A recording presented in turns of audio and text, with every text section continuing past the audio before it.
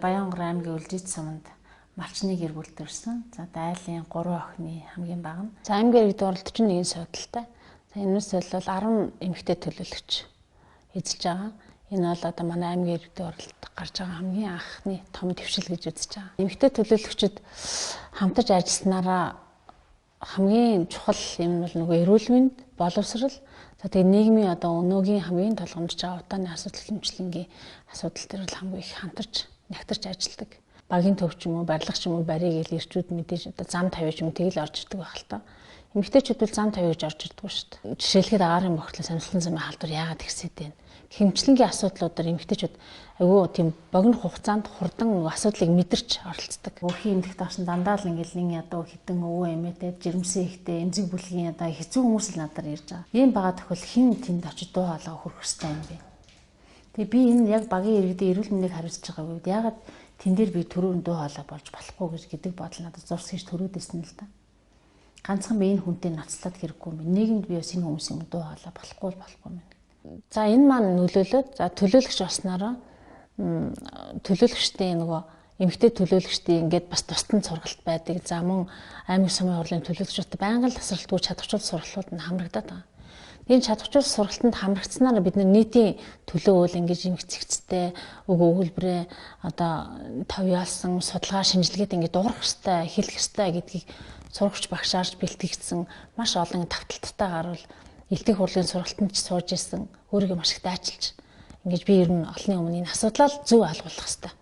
Энэ асуудлаа зөв ойлгох нь би өөрөө хөгжих хэрэгтэй гэдэг талдаар л илүү явсан.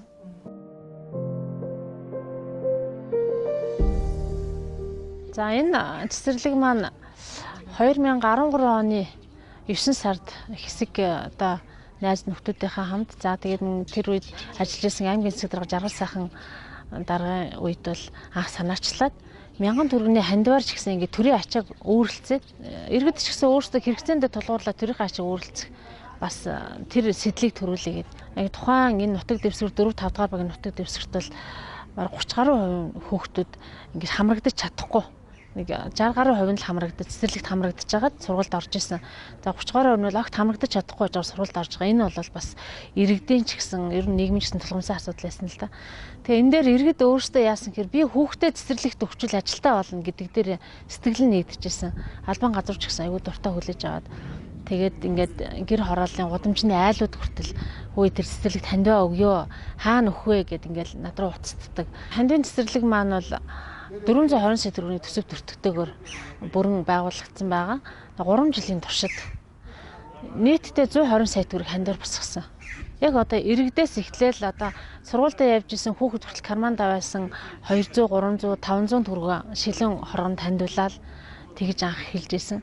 Зарим одоо бас энийг санааталж ирсэн, дэмжиж ирсэн манай энэ нөхдүүдээс цалингаа хүртэл амарч ирсэн. Сарын хаан цалин нэг нах тэгжсэн насныхаа тоогоор одоо 76,000 төгрөг хандив өгөө гэдэг нэг 76-тай нэг ах тэгжсэн. Жижигхэн суурь эхлээд тавих даа ч гэсэн л ингээл хамгийн наазах нь хар панараас өсвөл газруудаас дандаа зээлээр явж исэн. Барилгын компани олдохгүй хандивар юм чин одоо наадах чин 1000 төгрөгөөр цуглуулад хизээ бүтээд хандив цуглал цэцэрлэг босно гэдэг үл хинт ч тийм сэтгэл багтшгүй юм байсан л да.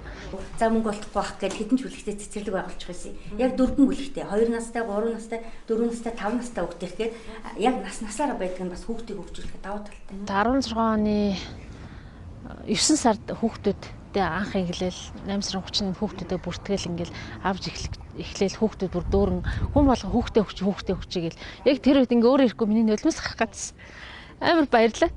Тэгээд яг тухайн үед бол нөгөө итгэхгүй байсан хүмүүс чинь ирээд ингээд нэрэл эн чинь бас босчлаа шүү гэд ингээд зарим нь бол тэгж бодоод зарим нь бол ингээд бараг л тех ёстой юм шиг би мөнгө өгсөн юм чинь босох ёстой байсан тий.